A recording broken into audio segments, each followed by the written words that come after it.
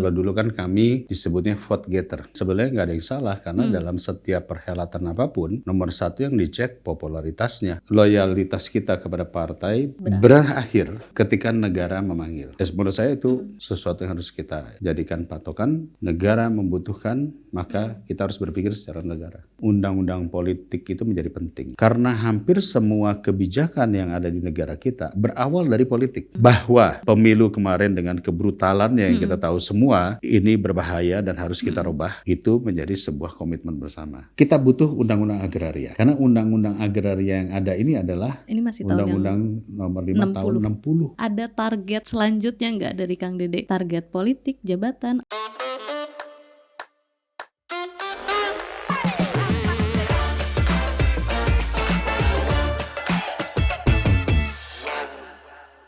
Halo, selamat siang, sore, dimanapun teman-teman berada. Ketemu lagi di acara podcast For Your Politik, yang muda yang berpolitik, bersama saya Rina. Di sore hari ini kita kedatangan tamu nih yang mungkin kalau misalkan usia generasi ibu saya masih menilainya sebagai artis dan lain sebagainya, walaupun sekarang sudah sekian puluh tahun di dunia politik gitu. Kita sambut dengan meriah Pak Dede Yusuf Macan Effendi.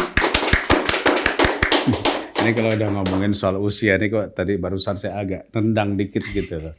Generasi ibu saya katanya. Iya, soalnya jujur saya belum pernah nonton kalau misalkan kayak sinetron zaman dulu. Walaupun saya tahu pernah dapat piala Vidya dan lain sebagainya gitu, banyak penghargaannya gitu. Tapi kayaknya generasi ibu saya mungkin yang lebih banyak nonton untuk film-filmnya. Terakhir mungkin ini Catatan Si Boy.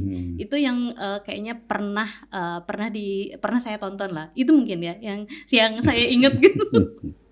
Tapi orang-orang tahu bahwa Pak Dede Yusuf, Kang Dede mungkin ya dipanggilnya Kang Dede aja. Kang Dede, oke. Kang Dede ini udah malang melintang di dunia politik sekian puluh tahun, tapi sebelumnya kan dikenal artis dan juga atlet taekwondo gitu. Nah, dari sekian perjalanan itu sebenarnya Kang Dede menilai kok banyak pasti pertanyaan dari atlet ke artis, sekarang ke politisi gitu. Apa yang membuat Kang Dede memilih jalur seperti itu? Momen-momen apa yang akhirnya saya sebenarnya punya ketertarikannya ke dunia politik dan lain sebagainya? Mungkin boleh sedikit diceritakan. Sekarang malah dari selebgram jadi politisi juga banyak juga. Iya sih. Tapi sebetulnya begini, saya waktu melakukan itu semua jujur juga by proses saja, nggak ada misalnya berencana. Tetapi apakah itu membuka jalan bagi kawan-kawan yang lain? Saya pikir ya sebagai bagian dari generasi awal mungkin iya. Karena setelah itu lebih banyak lagi artis yang masuk, lebih banyak lagi public figure yang masuk. Bermula dari tahun 2004. Pada saat tiba-tiba pemilihan itu konsepnya terbuka. Artinya pemilihan secara terbuka, semua orang berhak memilih dan dipilih dan suara terbanyak. Itu pemilu langsung pertama. Pertama. Nah, pada saat itulah mungkin saya yang mungkin 10 tahun sebelumnya berada dalam sebuah organisasi masyarakat namanya Kosgoro. Melihat di depan mata sendiri bagaimana proses politik yang terjadi, tapi yang jadi kan selalu anak jenderal atau jenderalnya atau pejabatnya gitu kan ya. Tiba-tiba 2004 dimulailah pemilihan secara terbuka. Siapapun suara terbanyak memiliki peluang. Nah, di situ saya merasa bahwa udah nggak ada urut kacang nih. Iya kan? Bisa nih. Nah, ya sudah, disitulah saya mengadu nasib lah dalam tanda kutip. Kalau dulu kan kami disebutnya vote getter.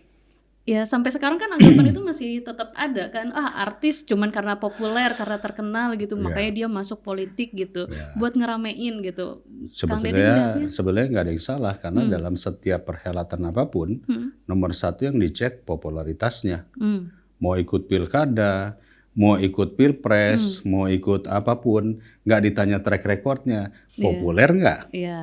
Yang pertama kan itu kan. Jadi sebetulnya kalau ditanya artis vote getter, ya karena dia populer. Setelah populer, Apa? baru apa Kelanjutannya. kelanjutannya? Apakah dia punya Kemampuannya, kapasitas ya. dan sebagainya gitu. Tapi pada saat akhirnya memilih terjun gitu, memang itu generasi pertama ya, banyak aktris yang ditawari masuk gitu kan, karena itu Banyak, pemilu langsung. betul. Sekarang kan makin meningkat, tapi stigma terhadap memang artis bisa apa. Nah, kalau Kang Dede sendiri, karena sekarang sudah sekian puluh tahun, kalau dari 2004 berarti kan udah 20 tahun gitu kan berkarir di dunia politik. Nah, itu ngejaga atau mendidik diri sendiri di dunia politik itu lalu seperti apa gitu, agar bisa, enggak loh, artis bukan cuman sebagai vote getter, tapi kita punya kapabilitas juga loh. Nah, itu kayak gimana Kang Dede menempa diri di dunia politik ini? Saya sih nggak pernah merasa terendahkan dengan stigma-stigma tersebut ya. Kita kalau di dalam dunia, Justru itu jadi kekuatan ya. di dunia psikologi itu disebutnya adalah labelisasi. Nah, ya. Labelisasi itu kan berarti pengeneralisasian orang terhadap profesi orang lain. Kalau ini pasti begitu, kira-kira Iya, gitulah iya. ya. Menurut saya sih enggak. Saya tidak terganggu karena saya mewakili orang film lah. Saya sebut saya orang film. Oke, saya bukan artis dalam quote selebriti, tapi saya adalah orang film. Sebagai orang film, saya adalah seorang aktor, sutradara, produser. Di mana sebagai seorang aktor saya harus belajar skenario. Sebagai seorang sutradara saya harus belajar untuk membuat adegan. Ya kan? Sebagai seorang produser saya harus memanage keuangan dan sebagainya dan sebagainya. Nah, poinnya adalah setiap part yang diberikan kepada kita, kita harus lakukan yang terbaik. Betul. Ketika peran diberikan kepada kita, maka kita harus become that part. Oke. Menjadi part itu. Itu kalau seorang aktor tuh seperti itu. Jadi amanah, tugas, jabatan, tanggung jawab, saya anggap itu adalah part. Sebuah part yang diberikan untuk saya jalani dengan sebaik-baiknya. Ketika saya pulang ke rumah, part saya berubah menjadi seorang ayah, seorang suami dan sebagainya. Tapi ketika saya masuk, kalau dulu masuk lokasi syuting ibaratnya, we become karakter itu. Sama ketika kita masuk bertugas, kita menjadi jabatan tersebut atau amanah tersebut. Jadi menurut saya, tiap hari adalah waktu kita untuk belajar memperkaya diri kita sendiri, bukan konotasi memperkaya ekonomi ya. Your mind, experience, gagasan, pemikiran dan mendengar. Saya duduk di sini bersama Teh Lina mendengar bagaimana pandangan Gen Z. Itu semua bagi saya kekayaan ilmu saya. Apalagi kemarin saya di Komisi Pendidikan. Setiap hari saya harus mendengar masukan dari mahasiswa, dari guru, dari ini. Itu kekayaan yang luar biasa sekali, yang kalau kita kuliah S3 pun belum tentu dapat. Jadi itu tekniknya gitu. Nah, karena pengalaman sebagai aktor di dunia film ataupun juga pernah jadi atlet kan ya, apa pelajaran selama mendalami posisi tersebut yang itu kemudian bermanfaat di dunia politik? Baik, ini pertanyaan Anda ini sulit sekali untuk menjawabnya. Tapi saya hanya katakan begini, saya diberkati oleh Tuhan Yang Maha Kuasa. Selain saya bisa menjalankan karakter, adalah saya seorang kompetitif. Kan menjadi seorang atlet itu berarti kita berkompetisi, nggak cuma duduk diam, berkompetisi untuk merebut juara. Dan untuk berkompetisi maka kita harus memiliki satu kesungguhan, tekad yang kuat, train and train, berlatih dan berlatih, harus siap lelah, harus siap jatuh dan bangun kembali. Saya pikir competitiveness yang didapat dari dunia olahraga itulah yang melatih saya untuk menjadi seorang fighter di dalam pertarungan-pertarungan politik. Karena bagaimanapun juga politik adalah bagian daripada kompetisi. Betul. Gitu. Jadi saya pikir ya diberkati saja. Kebetulan saya mentalnya pernah sudah terlatih ya selama gitu. menjadi atlet, terus juga bisa berperan dengan baik gitu. Karena memang itu tanggung jawab sebagai aktor pun memang harus berperan sebaik mungkin gitu, apapun peran yang diberikan. Nah, selama 20 tahun berkarir di dunia politik, ada nggak yang menjadi mentor, inspirasi bagi Kang Dede gitu? Ya, pasti banyak. Ya, saya 20 tahun bertemu dengan berbagai orang yang menjadikan tangga-tangga saya untuk belajar. Yang paling pasti harus saya selalu sampaikan di mana-mana itu adalah ibu saya. Ya, ibu saya almarhum, beliau orang yang trust in me. Dia percaya ketika saya mengatakan kepada ibu saya, Ma, kayaknya saya ingin mencoba untuk masuk di dalam dunia politik. Kebetulan ibu saya adalah seorang kader partai politik, vote getter, yang sudah lama berada di dalam sebuah partai politik. Dia tahu suka dukanya di dalam dunia politik.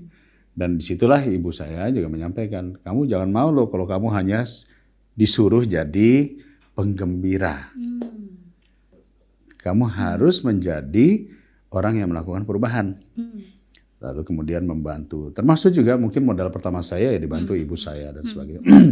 Jadi menurut saya pasti itu adalah orang yang harus saya sampaikan sebagai mentor saya pertama.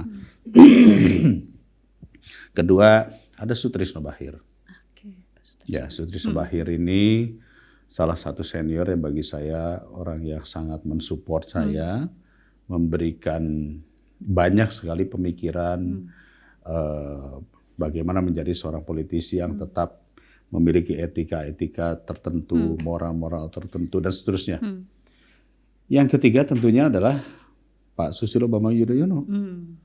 Ya, beliau ketika saya menjadi wakil gubernur sering mengundang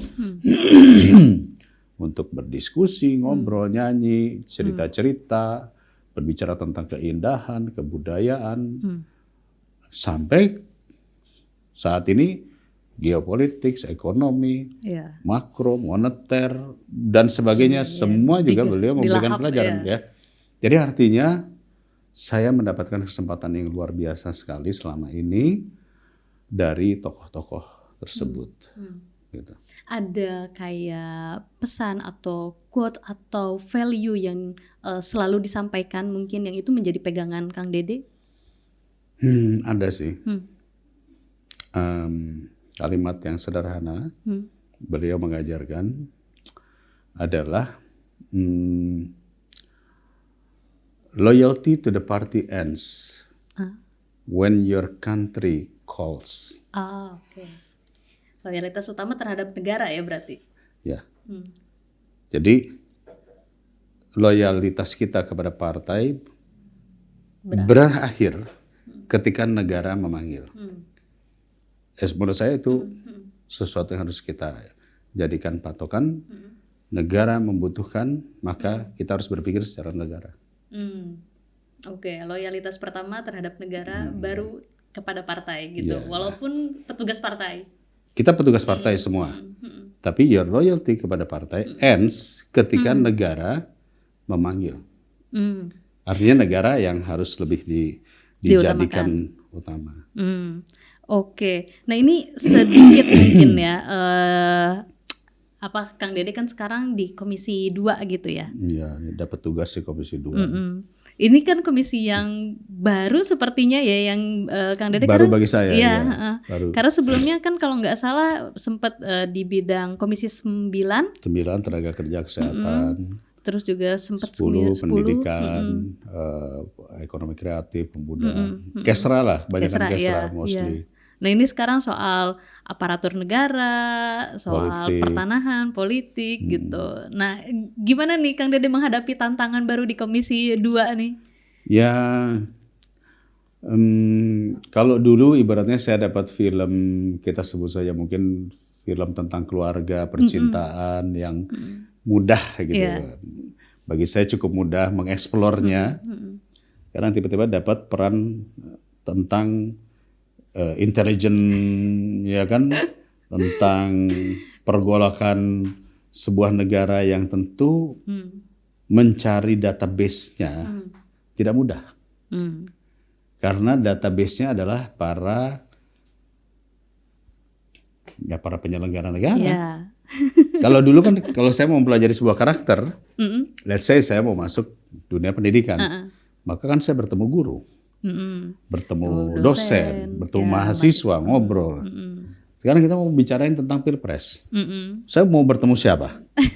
Partai politik. Ya, berarti kan harus ketemu capresnya. Capresnya, ya. Ya kan, harus bertemu dengan tokoh-tokoh partai, penyelenggara, berbicara tentang pemerintahan daerah, harus ketemu gubernur, bupati, dan sebagainya. Tentu semua dalam konteks ini adalah bagian daripada, kalau saya katakan, pendalaman karakter. Untuk melakukan pendalaman karakter, maka saya harus belajar dalam waktu 3 bulan. Nah, kemarin udah 3 bulan udah berlalu nih. Udah berlalu. 100 Sekarang hari. udah mulai, ya. Maka sekarang saya harus become the character. Kalau dalam dunia film itu adalah, ya sekarang sudah become the character. Jadi kalau Teh Lina bertanya kepada saya untuk bidang-bidang ini, saya harus bisa menjawab. Nggak bisa lagi, sebentar ya, saya punya catatan. Udah nggak bisa gitu. Oke, karena saya mau menanyakan soal mungkin yang paling Saya ke belakang dulu kalau gitu. Enggak kok, nggak susah ini, nggak Oke, susah. baik, oke. Mau ngobrol-ngobrol aja, karena hal yang paling baru kan soal yang diramaikan itu soal UU Pemilu ya, kelanjutannya ya, revisi Undang-Undang Pemilu ini akan seperti apa? Apa aja yang menjadi catatan, karena baru saja kalau misalkan sekarang hari ini tanggal 26 Februari ini pada saat kita syuting Kang Dede kan baru saja meeting gitu ya, betul. bertemu dengan teman-teman dari aktivis pro demokrasi gitu, Ya. dari teman-teman Perludem dan lain sebagainya gitu. Ya. Usulan yang disampaikan dan rencana ke depan ini sebenarnya akan seperti apa undang-undang pemilu ini, bayangannya? Begini, sekarang saya akan berbicara sebagai seorang politisi, sebagai seorang pemimpin komisi juga. Dari berbagai undang-undang yang ada di luar daripada undang-undang dasar, maka undang-undang politik itu menjadi penting. Ya. Karena hampir semua kebijakan yang ada di negara kita berawal dari politik. Proses menjadikan politik yang mana nanti ada presiden, ada wakil rakyatnya, lembaga-lembaga negara dan lain-lain yang akan melahirkan undang-undang yang lainnya untuk kita berbicara tentang katakanlah keutuhan sebuah negara, ekonomi dan sebagainya. Jadi memang ini menjadi sangat penting sekali untuk kita pelajari secara seksama. Nah, ketika kita berawal dari keputusan MK yang mencabut presidensial threshold. Nah, bermula dari situlah kemudian ada amanat bahwa diberikan kesempatan bagi pembuat undang-undang melakukan restrukturisasi atau bukan restrukturisasi, re-engineering, rekayasa disebutnya konstitusian, ya, rekayasa konstitusional terhadap undang-undang pemilu. Dan kalau itu dilakukan sekarang, maka pemerintahan yang baru berjalan 4 bulan ini pasti akan bersinggungan satu sama lain. Yeah. Jadi sebagai tadi loyalty to the country, maka kita nggak boleh terlalu terburu-buru membicarakan tentang kepentingan partai. Saat ini yang harus kita bicarakan adalah kepentingan negara. Yeah. To survive. Bagaimana caranya kita mendapatkan menggerakkan perekonomian kita untuk meningkat lagi di tengah era kita sebut saja mungkin Amerika saat ini dengan Presiden Trump yang baru saja menarik semua pendanaannya ke pusat, akan memberikan tarif yang lebih besar, hubungan ekspor impor kita juga nanti akan berbahaya dan lain-lain. Itu kan banyak sekali yang akan mungkin terjadi. Apa yang harus kita lakukan? Kita harus solid. Untuk solid kita nggak usah ngomongin dulu bagaimana revisi undang-undang pemilu. Karena nanti akan bertuburukan dengan berbagai kepentingan partai-partai. Kita harus berbicara tentang bagaimana negara kita survive, memiliki pendanaan yang kuat, memberantas korupsi, ekonominya berjalan dengan baik, masyarakat mulai tumbuh dan berkembang dengan baik. Tapi dorongannya kan 2026 mungkin harusnya udah selesai. Itu sebabnya saat ini kita akan membuka ruang untuk mendengar masukan-masukan dari berbagai pihak stakeholder, akademisi, praktisi, pengamat, siapapun juga, kita dengar, kita catat. Kita nggak akan memberikan langsung, wah kalau Oh, kami begini, begini. gitu enggak. Kenapa? Karena ketika berbicara demokrasi, ini adalah hak semua rakyat. Betul. Dan semua hak rakyat Indonesia itu tidak boleh hanya menjadi kepentingan partai-partai. Ya, dan jangan sampai tidak dicap nggak partisipatif Nah, nanti. jadi tentu yang kami ingin lakukan saat ini, makanya tadi kami mengundang. Mungkin nanti besok-besok kami mengundang yang lain. Mungkin besok-besok Teh Lina dan kawan-kawan Tirto ID dari media, pemerhati politik, pemerhati demokrasi, kita undang juga. Supaya apa? Pembicaraan tentang politik tidak dilakukan di tempat gelap. Ya, Intinya itu. ya. Kita punya waktu sampai 2026. Mengapa 2026? Karena 2027 tahapan Pemilu akan harus, dimulai. ya. Jadi kita punya waktu. Di 2025 ini kita, kalau saya katakan tadi, ibarat membuat naskah itu adalah kita mencari bahan sebanyak-banyaknya. Riset dulu ya. Riset. Riset Nah, dulu. inilah masa Ya. riset. Jadi saya yakinlah ketua-ketua partai, tokoh-tokoh partai saat ini juga belum mau membicarakan tentang revisi undang-undang pemilu. Bahwa pemilu kemarin dengan kebrutalannya yang kita tahu semua, ini berbahaya dan harus kita rubah. Itu menjadi sebuah komitmen bersama. Tapi apakah perlu bulan ini? Belum. Tapi mari kita dengar semua masukan-masukan kawan-kawan semua. Oke, tapi ada ini nggak dari Kang Dede sendiri, karena sudah melewati pemilu eksekutif pernah untuk di pilkada, pemilu legislatif apalagi sudah berkali-kali. Yang Kang Dede amati gitu, kita sudah mencoba dari mulai pemilu langsung, lalu sekarang pemilu serentak dan lain sebagainya. Selain dari masalah presidensial threshold yang akhirnya dicabut, ada catatan lain nggak dari Kang Dede sendiri untuk upaya perbaikan si sistem pemilu kita? Ada beberapa catatan sih tadi ya.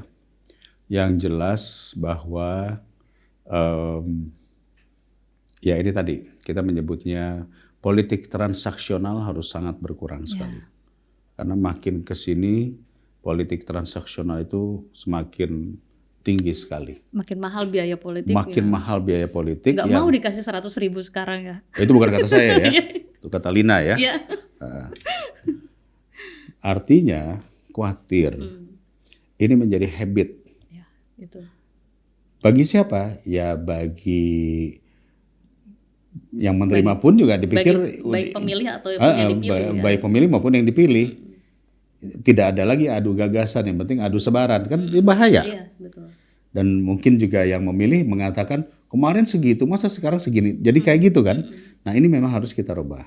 Bagaimana cara merubahnya? Tentu kita perhatikan di mana ruang-ruang yang kita bisa membuat namanya posisi transaksional ini berkurang sebesar mungkin. Gitu. Yang kedua juga ini adalah catatan tentang apakah perlu semua dilakukan dalam waktu yang begitu berdekatan, energi yang begitu besar. Dan kalau kita lihat angka partisipasi pemilih yang kemarin disebutkan makin berkurang, ya walaupun KPU selalu mengatakan partisipasi 80%, saya nggak yakin. Amerika yang begitu demokrasi aja hanya 60%, ya kan? Jangan-jangan kita juga antara 60-70, sisanya jangan-jangan ada yang nggak datang. Ataupun datang ya hanya untuk coblos gitu. Ya, pokoknya artinya kita selalu mengatakan apa iya dalam satu kita sebut saja dalam satu dapil, pilpres sekaligus, DPD sekaligus, DPR RI sekaligus, DPRD sekaligus, maka ada ratusan gambar yang harus dia pilih. Nah, ini juga harus jadi pemikiran. Bisa saja nanti ke depan kita jadikan itu namanya rezim pemilihan pusat dan rezim pemilihan daerah. Supaya apa? Supaya masyarakat juga nggak jenuh.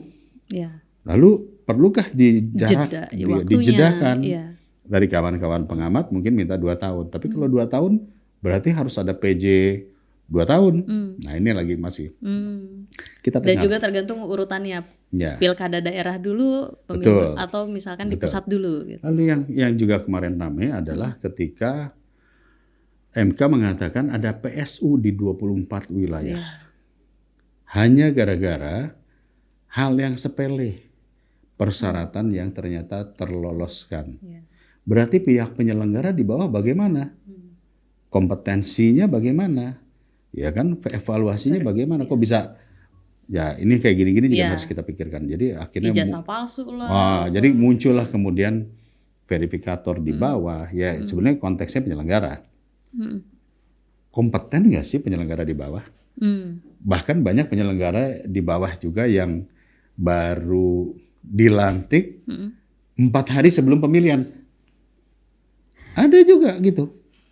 Jadi, nah ini juga rumusan-rumusan timeline-nya juga harus kita pikirkan dengan baik. Poinnya adalah PR-nya banyak, tapi kami pengen mendengar semua masukan masyarakat, gitu. Wah, ya menyambut baik sih kalau misalkan memang ruang-ruang komunikasi itu sangat dibuka gitu. Karena kan beberapa kali kritikan terhadap masyarakat terhadap DPR kan banyak undang-undang yang lolos dan tidak partisipatif lah, dianggapnya seperti itu gitu. Jadi ya semoga karena ini menyangkut kelangsungan demokrasi kita kan ke depan gitu. Setuju, makanya tadi saya katakan kita ingin tetap ini menjadi ruang-ruang terbuka di mana masyarakat juga memberikan masukannya. E-voting, contoh yang paling sederhana, e-voting saat ini bisa dilakukan nggak? Ya, kita harus pikir dong. Dengan teknologi bisa, tetapi dengan sering hilangnya database bocor kita segala macam apa mungkin. Jadi terus kita masih terus harus memikirkan hal-hal seperti itu. Lalu kemudian juga ada namanya pemilihan yang sifatnya disebutnya sebagai apa tadi ya, saya lupa namanya ya, secara berjenjang. Ada daerah yang memang cocok untuk pemilihan secara langsung. Betul. Contohnya Jakarta, kota-kota besar. Tapi ada yang belum cocok loh untuk pemilihan langsung. Hanya gara-gara pemilihan langsung bisa bunuh-bunuhan di bawah. Kenapa? Karena tadi ada tingkat sosial, tingkat ekonomi, tingkat jarak dan sebagainya. Itu juga harus kita pikirkan. Jadi nggak bisa semua disamaratakan. Flat pukul sama rata gitu. Okay. Susah ya? Susah sih ya. Ditunggulah nanti kelanjutannya soal pro kontra UU pemilu ini akan seperti apa. Karena usulannya kan banyak banget ya. Banyak sekali. Dari mulai nanti urutan waktunya mana duluan dan lain sebagainya. Terus juga apakah itu bentuknya omnibus atau misalkan juga nanti bentuknya kayak kitab undang-undang pemilu. Ya. Mungkin kalau omnibus ini terlalu menurut saya omnibus itu tujuannya pengen mensederhanakan. Yeah. Tetapi apakah iya hal-hal yang menjadi isu urgen rakyat, hak-hak rakyat ingin disederhanakan? Menurut saya kita harus hati-hati. Kalau soal perizinan disederhanakan, oke. Yeah. Tapi kalau hak rakyat disederhanakan, menurut saya tunggu dulu nih, gitu. Kodifikasi masih sangat mungkin. Kodifikasi artinya mana yang undang-undang partai politik, mana yang undang-undang pemilu, mana yang undang-undang daerah. Sampai kepada kita berbicara nanti masalah soal pemilihan kepala desa. Itu kan bagian pemerintahan daerah juga. Nah, hal-hal tersebut harus kita pikirkan sama-sama. Oke, wah panjang. Mungkin kita masuk dulu ke agenda berikutnya. Topik berikutnya yang soal sekarang kan kemarin sempat ramai sebenarnya pernyataan Kang Dede soal kepala desa Kohot di kasus pagar laut yang bisa membeli Rubicon gitu. Masih mengikuti nggak Kang Dede soal isu pagar laut di Tangerang ini? Mengikuti, tiap hari saya mengikuti, melihat, terus kami kan begini. Kalau kami memanggil pemerintah dan kami membuat kesimpulan, meminta pemerintah untuk menyelesaikan dalam waktu sekian, maka udah nggak perlu kita panggil lagi. Kita tunggu dalam waktu sekian itu dia laksanakan nggak? Nah, alhamdulillah Menteri ATR ya mitra kami ini ya, Pak Nusroni cukup gercep. Sudah berapa yang ditangkap-tangkapin kan akhirnya kan ya, yang kemudian diserahkan pada pihak apa? Kalau sekarang 4 untuk di Tangerang. Sudah 4 dan sebagainya. Bahkan saya katanya gara-gara Kang Dede ini kepala desanya akhirnya jadi ketangkap. Ya mungkin bisa jadi kadang-kadang kan memang perlu ada yang mencetuskan supaya aparat hukum bergerak. Karena kalau tidak kan mungkin kan sempat hilang tuh waktu itu. Iya, sempat agak tenggelam Ah. isunya. Jadi memang kadang-kadang Mm-mm. netizen ataupun kita sebut saja orang-orang yang mampu menyuarakan, memang harus terus-menerus menyuarakan Mm. supaya akhirnya ya akan ada tindakan Mm. gitu. Nah, saya hanya membantu menyuarakan supaya kemudian ya diliput oleh Tirto, diliput oleh kawan-kawan lain muncul. Iya. Akhirnya kan jadi mau tidak mau penegak hukum juga harus masuk Mm-mm. gitu. Hmm. Kan ini baru di level apakah akan ada tindak lanjutnya, karena sekarang kan orang ngelihatnya wah kepala desanya aja yang kena, yang lainnya bakal kena atau enggak nih. Nah, kalau dari Komisi 2 apakah akan terus kayak mendorong sampai siapa mungkin dalangnya itu sampai ketangkep atau seperti apa melihat kasus ini? Jadi kan Komisi 2 ini bukan Komisi 3. Iya. Kalau Komisi 3 dia punya undang-undang KUHP. Iya sih. Kalau undang-undang kita adalah undang-undang pertanahan. Pertanahannya. Domainnya adalah undang-undang pertanahan. Jadi ketika undang-undang pertanahan mengatakan harus mengembalikan kepada ya baik tata ruang, ya, baik apa namanya yang disebut sebagai hak-hak yang benarnya dan sebagainya. Ya kalau salah memang harus dicabut. Kalau yang disebut oknum dalam tanda kutip ya harus segera dihentikan, diberikan kepada pihak penegak hukum, dan itu sudah dilakukan. Jadi kami nggak bisa mengatakan tangkap perusahaannya. Perusahaannya itu juga nggak jelas kan, sampai sekarang belum ada, kecuali kalau nanti dari pihak pengadilan menetapkan perusahaannya adalah anu yang kami tuntut adalah ganti rugi kepada rakyat jika ada rakyat yang tidak diselesaikan hak-haknya gitu. Yang penting kasus di area SHGB-nya ini cukup clear gitu ya. Jadi domain kita adalah di HGB-nya clear, jangan sampai ada HGB fiktif gitu. Dan ini pelajaran karena ternyata bukan hanya kita bicara di wilayah itu saja, bisa saja di tempat-tempat lain pun terjadi. Makanya kami menginstruksikan kepada pemerintah, cek semua wilayah di seluruh Indonesia, jangan sampai ada laut-laut yang dikapling sama gitu lah. Oke, ya itu masih banyak ya sekarang maksudnya tuh kasus-kasus yang juga dilaporkan di wilayah lain soal SHGB di laut dan lain sebagainya. Tapi selain itu juga kasus-kasus mafia tanah, terus juga kemarin ya tumpang tindih sertifikat itu kan sering banget terjadi gitu. Yang paling banyak itu memang tumpang tindih. Iya. Dan kalau kita lihat dari tumpang tindih itu memang banyak berawal dari usulan pada level terbawah. Bisa di desa, bisa di tingkat kelurahan. Ada usulan, lalu kemudian nanti dibuat pemetaan sementara, lalu pemetaan sementara itu tiba-tiba berubah menjadi permanen pada punya orang. Banyak hal-hal kayak gitu.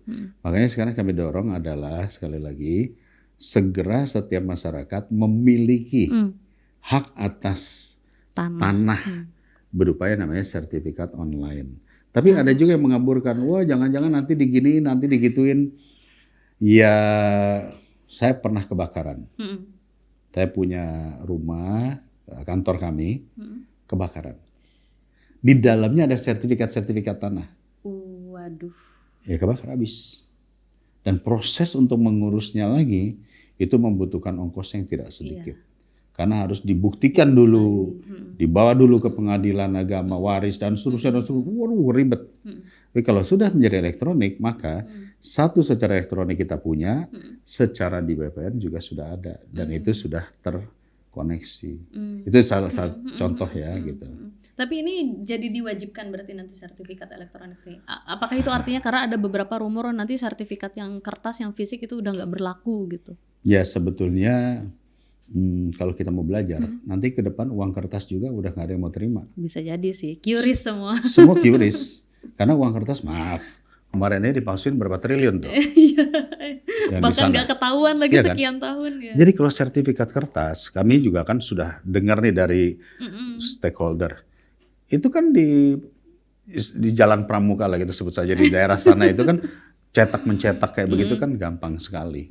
Dan itulah yang terjadi. Tapi kalau database, database itu bisa disimpan di hard disk kita, bisa disimpan di cloud, bisa disimpan juga di pihak BPN. Artinya kita punya punya backup lah, kira-kira begitulah. Nah, Kang Dede, ini kan komisi baru yang Kang Dede geluti ya. Hmm.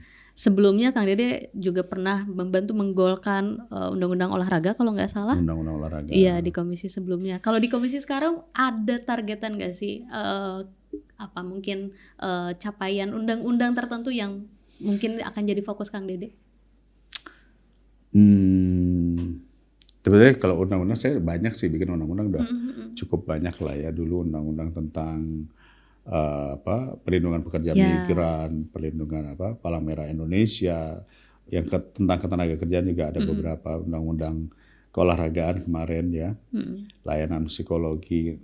Nah di sini sekarang saya lagi mikir, ada 121 undang-undang yang harus diselesaikan oleh Komisi 2.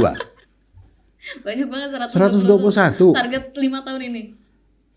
Pokoknya ya di periode kami ini ada 121 undang-undang yang wajib diselesaikan. Contoh, undang-undang tentang pemekaran Papua. Itu ada 5. Karena ada yang baru dimekarkan. Iya, betul. Lalu kemudian juga ada daerah otonomi DOB ya, daerah otonomi baru. Terus kemudian perubahan dari urusan daerah menjadi urusan pusat. Jadi kita mikir, ini kita mau fokus yang mana nih? Banyak sekali. Tetapi yang paling penting, kalau menurut saya nih ya, Iya. Pertama, kita butuh undang-undang agraria. Ya. Karena undang-undang agraria yang ada ini adalah masih undang-undang nomor 5 tahun 60. Iya, masih 60. Tahun 60. Yang tadi masih ada Verponding, Ehendom, Persil, Pertok dan sebagainya. Sementara zaman sekarang semua sudah berubah. Ada tanah yang kebetulan dititipkan oleh perkebunan, katakanlah dititipkan nih kepada petaninya. Untuk digarap. Petaninya punya anak, dibagi tanahnya. Iya, sekian puluh tahun ya kan. Karena puluh tahun. Sama anaknya dijual ke developer. Dijadiin punya developer. Dibelah-belah lagi. Tiba-tiba sekarang ini mau diambil oleh negara karena itu adalah tanah negara. Yang ini merasa sudah dijual dan wah jadi ribet, makanya kita harus punya undang seperti itu. Salah satu mandat yang kami akan tuangkan di dalam undang, kami sudah menyampaikan kepada pemerintah, undang-undang agraria atau undang-undang pertanahan ini nanti apapun bentuknya harus punya yang terbaru. Kami minta pemerintah menyiapkan konsepnya. Pemerintah mengusulkan namanya adalah tata kelola pertanahan, tata kelola agraria. Oke. Tapi tujuannya untuk melakukan reforma agraria yang ya di dalamnya salah satunya ada reforma agraria. Di dalamnya juga penting sekali ada yang namanya pengadilan pertanahan. Ya. Karena masalahnya pengadilan pertanahan itu hampir 40% itulah pengadilan perdata yang ada di kehakiman umum. Oke. Jadi di Mahkamah Agung ya, di pengadilan umum itu urusan perdata 40% itu urusan tanah.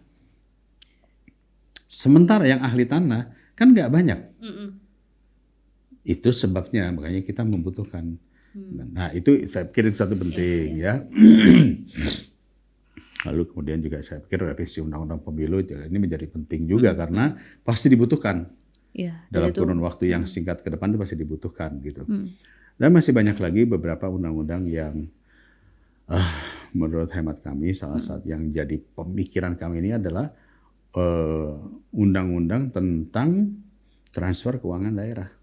TKD. Itu gede sekali. Hampir 40% APBN kita itu transfer keuangan ke daerah. Iya, makanya sekarang di era efisiensi atau penghematan ini banyak sekali info-info di daerah yang sekolah yang akhirnya sekolah negeri ya, politeknik gitu-gitu. Saya dulu ketika saya menjadi pimpinan di Komisi Pendidikan, saya mencoba mereview berapa sih sebenarnya transfer keuangan daerah pendidikan dalam 1 tahun. 600 triliun. Wow, oke. Uang yang ditransfer dari pusat ke daerah untuk bidang pendidikan. Tapi kan sekolah tetap rusak. Guru-guru tetap digaji hanya 300 ribuan honorer dan sebagainya. Sekolah tetap naik. Iya kan? Artinya terus lalu uang ini jadi apa? Nah, karena evaluatornya tidak ada. Ditransfer dan akhirnya menjadi milik daerah. Lalu evaluasinya bagaimana? KPI-nya, KPI-nya, ya. targetnya bagaimana? Hmm. Karena kan tidak serta-merta kita hanya berbicara IPM naik sekian, bukan itu kan. Tambah cerdas nggak anak-anak kita? Tambah cepat tanggap kah anak-anak kita? Toh kalau kita lihat banyak di TikTok, di lain-lain aja, kadang-kadang kalau ditanya 9 kali 3 kurangi 12. Jangankan itu ditanya ibu kota provinsi. Ya kayak gitu. Ya. Artinya apa? Jangan-jangan banyak dana yang turun, tetapi proses pelaksanaannya, evaluasinya business as usual. Iya. Ketika business as usual, maka growth kita, pertumbuhan kita juga tidak terasa. Yang namanya KPI-nya tadi. Gitu. Nah ini menurut kami juga ini juga menjadi penting. Gitu. Oke, ini cukup menarik sebenarnya kelanjutan undang-undang apa aja yang akan digarap oleh Komisi 2 di 5 tahun periode ini gitu. Nah kalau misalkan dari Kang Dede sendiri, ini sebagai individu ya, mungkin bisa keluar dari perannya sebagai pimpinan Komisi 2. Saya ganti baju dulu.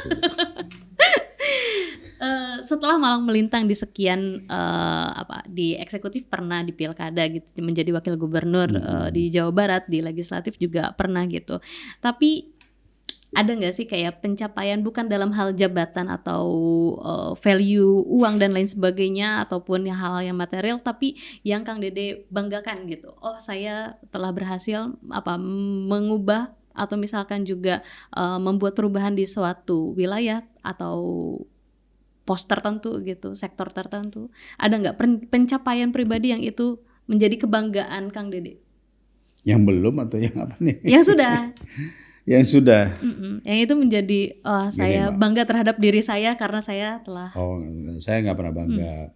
Nggak pernah bangga kepada diri saya karena saya selalu mengatakan keberhasilan saya adalah keberhasilan teamwork. Menjadi seorang pemimpin di daerah, menjadi seorang pemimpin di komisi itu bukan saya bekerja, tapi ada begitu banyak orang-orang yang bekerja sama menyumbangkan gagasan, pemikiran dan sebagainya untuk bisa berhasil. Yang paling sederhana saja, saya misalnya 3 periode berhasil mendapatkan suara di dapil saya, emang karena saya? Karena enggak. Ada teamwork di dalamnya. Ada tim kerja, ada kita menyebutnya itu tim A, B, C, D, kira-kira gitu. Nah, tapi apakah tim ini bekerja dengan baik atau tidak, itu tergantung bagaimana saya merangkul mereka. Jadi tetap leadership is about how you can connect to your people. Kalau kita bisa connect kepada teman-teman kita, teamwork kita, maka bahasa kita akan menjadi bahasa mereka. Bahasa mereka akan menjadi bahasa kita. Nah itulah yang mungkin bagi saya yang saya jaga adalah itu. Saya pengalaman sebagai seorang sutradara film.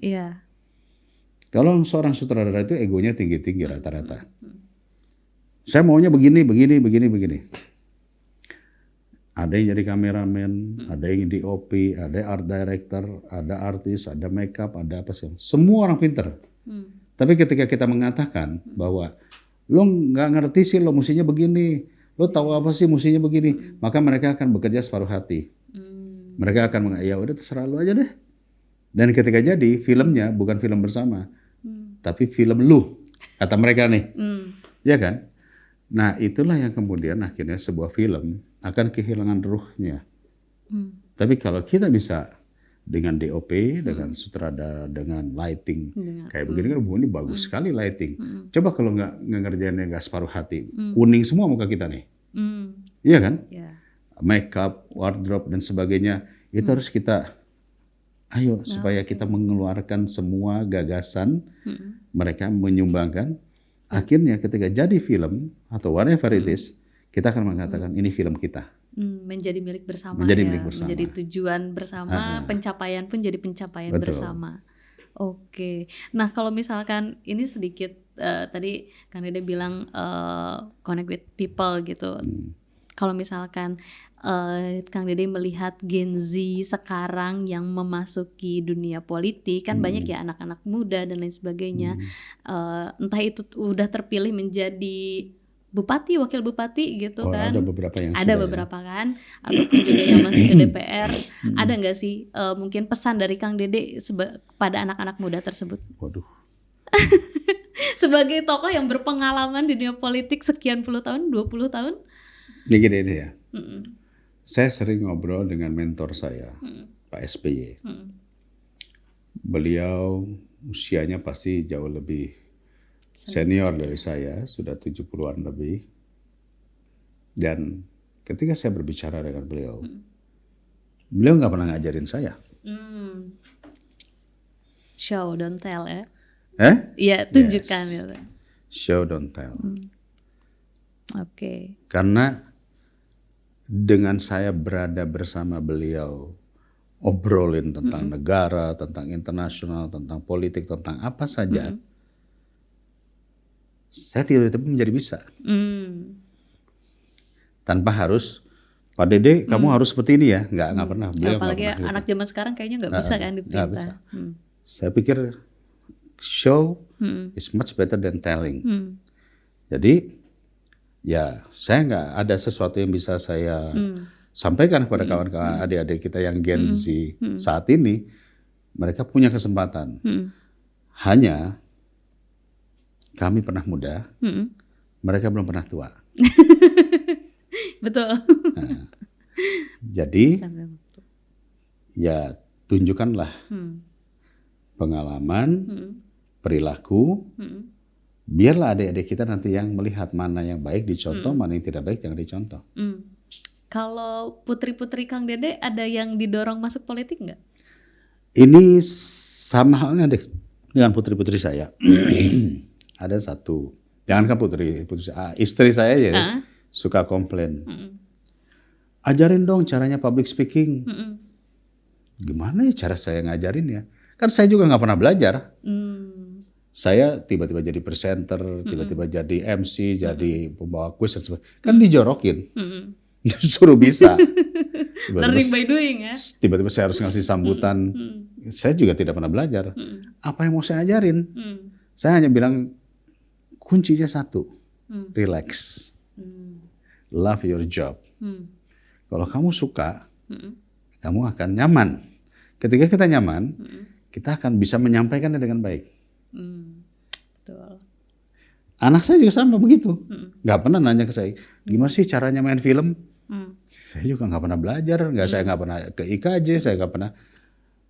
Sometimes Tuhan memberikan kita jalan adalah ketika kita menjalaninya. Ketika kita menjalaninya. Iya. Tapi memilih jalan itu kan, pada saat kita memilih jalan tersebut berarti kayak merasa mesti ada bekal yang kita punya. Banyak anak-anak zaman sekarang di depan udah ada jalan, tapi nggak berani ditempuh.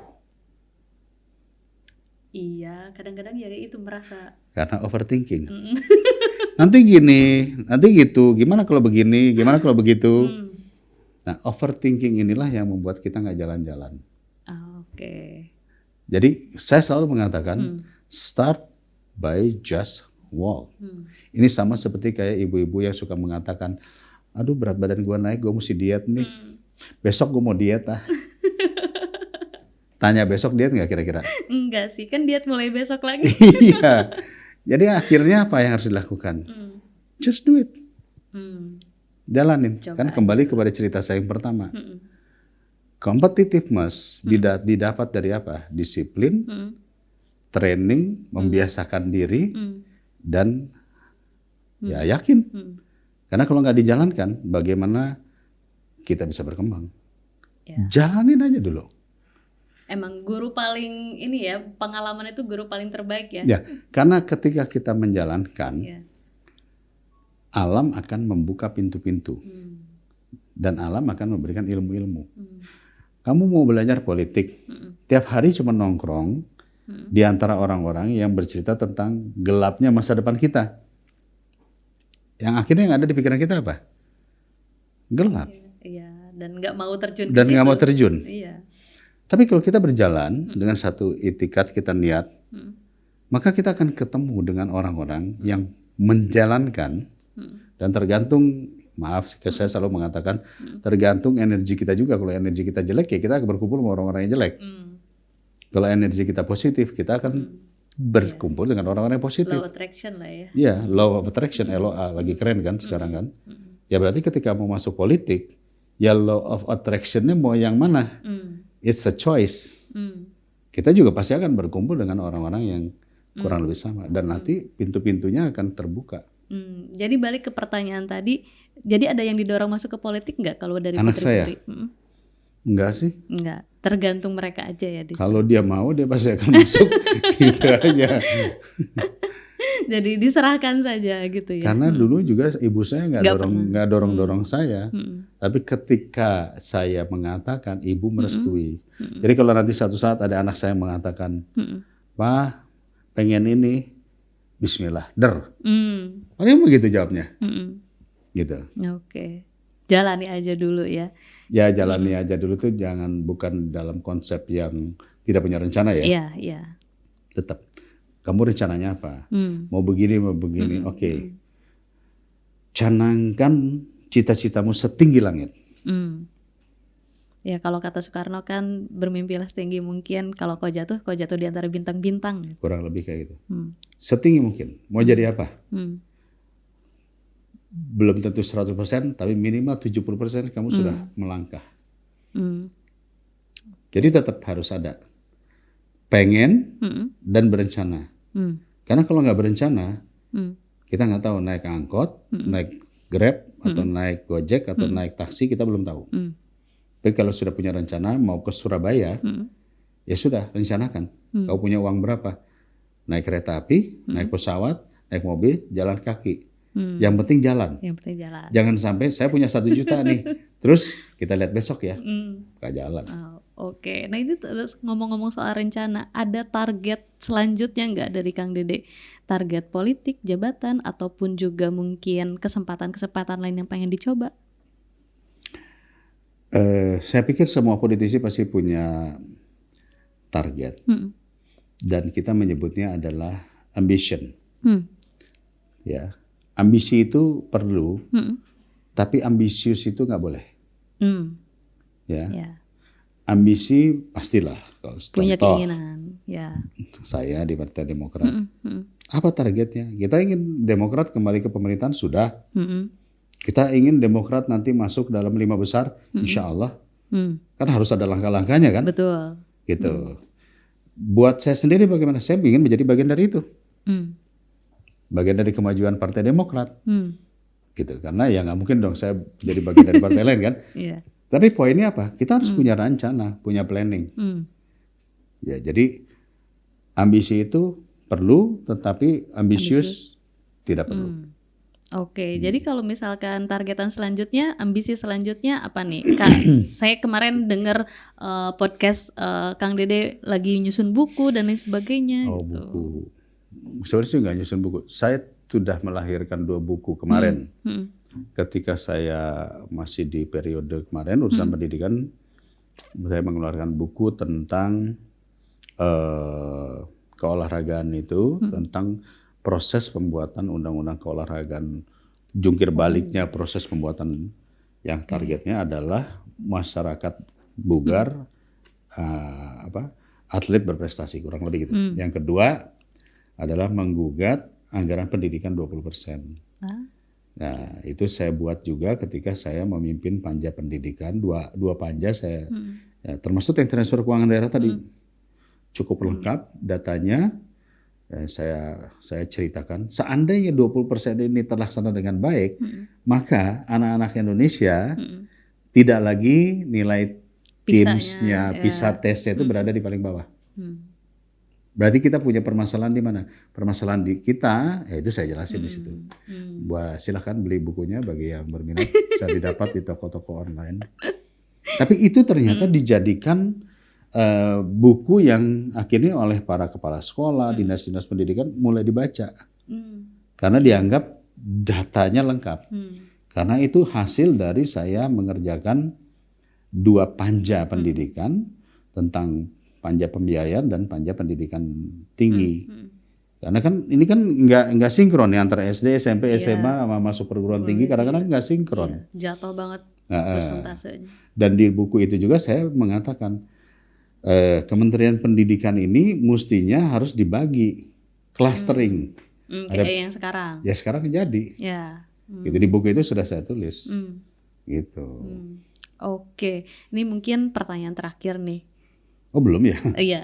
Satu terakhir, sebagai aktor, tokoh perfilman, politisi dan lain sebagainya, mau dong dikasih rekomendasi film dari Kang Dede? Saya penggemar Marvel Universe. Saya juga lagi menunggu film Superman terbaru. Begini, saya jujur. Saya menolak nonton film horor. Oke. Apapun film horornya? Segala jenis genre horor? Nah, kalau horornya thriller ya. Thriller tuh yang kita menyebutnya apa ya? Monster kali ya. Bukan thriller tuh pembunuhan ya. Psikopat gitu-gitu. Psikopat dan sebagainya saya suka. Tapi kalau misalnya yang monster saya suka. Tapi kalau yang quote unquote yang jump scare, saya nggak suka. Kenapa saya nggak suka? Saya punya satu pemikiran sendiri. Kebetulan dulu saya ikut pelatihan. 50% pilihan hidup manusia disebabkan oleh unconscious level dia. Hal-hal yang tidak di bawah sadar gitu. Yang di bawah sadar. Nah, hal-hal yang di bawah sadar itu terjadi karena apa yang biasa dia lakukan, biasa dia lihat, biasa dia makan, biasa dia minum dan sebagainya. Bahkan penyakit pun katastrofik itu disebabkan karena kebiasaan makan atau minum yang dia pikir biasa-biasa aja. Nah, kalau kita sering nonton sesuatu yang kita ingin ditakut-takuti, maka tanpa disadari alam bawah sadar kita akan mengcopy paste itu ke dalam mental kita, bahwa kita gampang ditakuti. Rasa cemas yang berlebihan, menunggu-nunggu kapan takutnya, mau masuk kamar mandi, kamar gelap aja ketakutan, WC dibuka terus. Dipenuhi rasa ketakutan itu. Bener ya, overthinking. Iya kan? Nah, jadi daripada kayak begitu, mendingan saya nonton monster aja. Karena monster pasti nggak akan muncul tuh. Godzilla nggak akan muncul. Gitu. Jadi ada film yang mau Kang Dede rekomendasikan nggak nih? Baik lokal ataupun film ini selain mungkin kalau Marvel. Tapi ya, yang sekarang. Kalau lokal sih kemarin saya baru nonton yang satu kakak 7 ponakan kalau nggak salah ya. Itu bagus kan. Iya, saya nangis sih nonton itu. Nangis ya? Jangankan kamu. Pokoknya ya, film-film menyentuh saya suka. Oh, ternyata dari aktor laga suka film. Saya hatinya Hello Kitty. Yang menyentuh saya suka, yang ada human interest-nya saya suka gitu ya. Terus kemudian juga itu kalau film Indonesianya ya. Kalau film baratnya belum sih, saya belum banyak sih yang bagus ya, tetapi kemudian kalau pilihannya action pasti saya nontonnya action. Gitu. Siap, terima kasih obrolan sore hari ini. Oke, sama-sama. Random banget sih memang, tapi intinya saya pengen mengenal lebih jauh memang Kang Dede ini seperti apa sebagai seorang politisi, aktor, tokoh perfilman. Yang kita nggak tahu nih kiprah selanjutnya akan kemana lagi mungkin nanti. Doakan saja yang terbaik. Siap, Kang Dede. Ya semoga cita-cita rencana di Komisi 2 untuk membenahi pemilu kita, termasuk juga agraria gitu, itu bisa berjalan dengan lancar. Jadi sekian dulu obrolan kita sore hari ini. Sampai jumpa di lain kesempatan dengan bintang tamu lainnya. Jangan lupa like, komen, dan subscribe. Sampai jumpa dan selamat ketemu kembali. Terima kasih. Assalamualaikum.